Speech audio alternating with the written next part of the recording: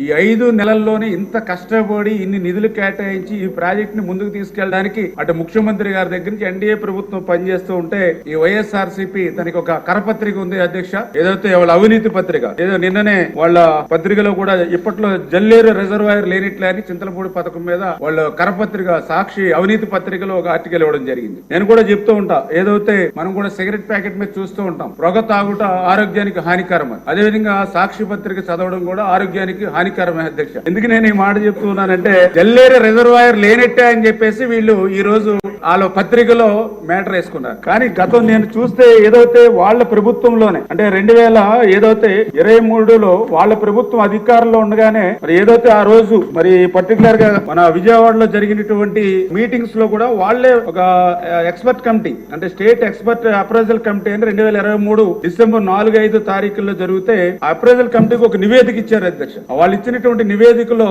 చాలా క్లియర్ గా submit affidavit for stating that no earthen dams and no reservoirs are proposed to be constructed in the project అంటే చాలా clear గా దాంట్లో affidavit submit చేశారు. ఈ చింతలపూడి ప్రాజెక్ట్ లో రిజర్వాయర్స్ ఏమీ కూడా మేము ప్రపోజల్ చేయట్లేదని వాళ్లే ఆ రోజు రిజర్వాయర్ ని ఎత్తేసినటువంటి పరిస్థితి అధ్యక్ష. దాని తర్వాత మళ్ళీ వాళ్ళు గవర్నమెంట్ కూడా ఒక లెటర్ కూడా రాశారు అధ్యక్ష. మళ్ళీ డిసెంబర్ 2023లో చాలా క్లియర్ గా అందులో కూడా మెన్షన్ చేశారు అధ్యక్ష.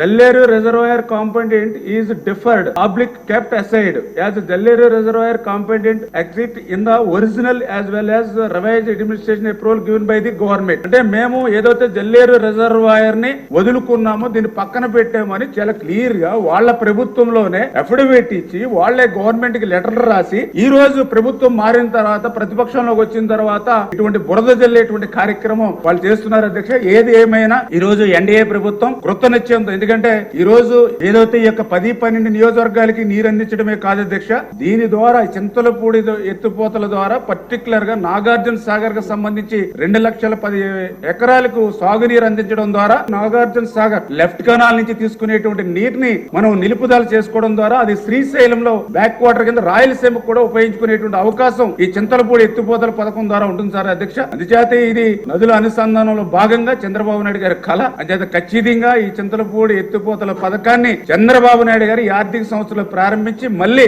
ఆయన ఈ యొక్క చింతలపూడి ఎత్తిపోత పథకం ద్వారా ఆ యొక్క గోదావరి నీటిని ఈ యొక్క కృష్ణా ప్రాంతానికి అందిస్తాం అధ్యక్ష.